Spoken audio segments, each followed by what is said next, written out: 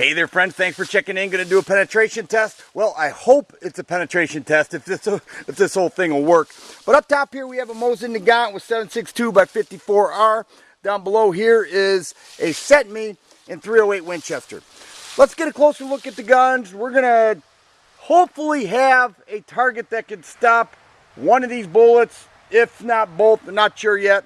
But let's take a closer look and we'll get started. Here's the set me, made by Century Arms, shooting at 308 Winchester. Just picked this up. Works real well for me. And up top is a Mosin Nagant. There it is, 7.62 by 54R. And this looks a little different than your typical wood stock. It does have a ATI Monte Carlo stock.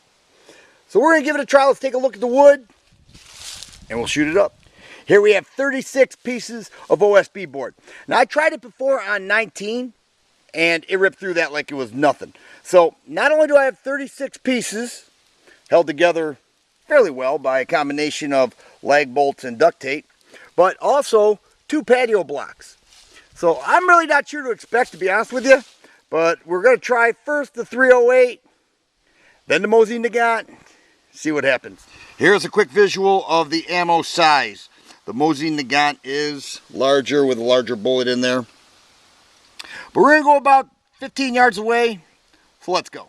308.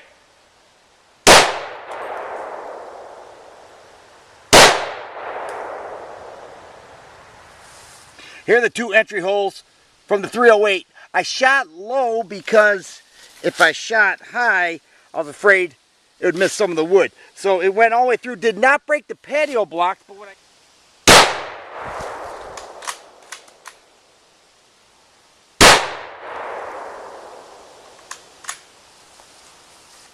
Here are the 2 entry holes from the Mosin Nagant. I wanted to shoot a little higher than the 308 so it'd be easier to find. If I can find them, I do come around all the way back and it did not hit or break the patio blocks. So that means they're in here somewhere. I'm going to open these up and see how far they penetrated.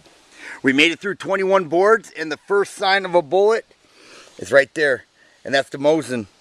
On board 21, it turned, and as it was going through, it put huge holes through it, but it did turn on board 21. I haven't seen the 308. I see the entry hole still, but I'm going to keep searching. Here we are on board 30, and here's the other Mosin. And that again turned, and look at it. It kind of like dug into board 30 and turned. There is no sign of the 308, although we do see an exit hole right here on board 30. So from this indication, it seems like the 308 outperformed the Mosin, and that's because the Mosin turned and it doesn't look like the 308 did. And there's what a Mosin Nagant bullet looks like out of its casing. I searched high and low for that 308, could not find it, even broke my cheap Chinese range bag knife. These things are garbage. You know, you see these at the gun show for cheap. That's why they're cheap. They're total garbage. I have good knives I didn't put in my range bag. I'm going to start doing that. Anyways, I'm going to stick another 308 through that. I'm just going to duct tape that wood together, see if we can have better luck finding it.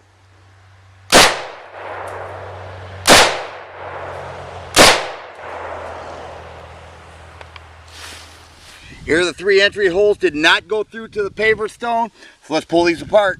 Here's what I pulled out of board 10, and there is the back of board 11. Let's pull these out too. So here are the final results. Each of the Mosins made it through and then turned so the bullet was facing upward. The second time through, which I did not find the first time through, the 308 mushroomed and turned into balls. Here's the ammo that I used. And the effect on the board was different the second time too. You can see the entry holes and it just blasted through like that. Much easier to find the second time. Goes to show you that every range test can be a little bit different. If you like videos like this, please subscribe and share. I always appreciate the thumbs up button. Thanks for watching, and you guys be safe.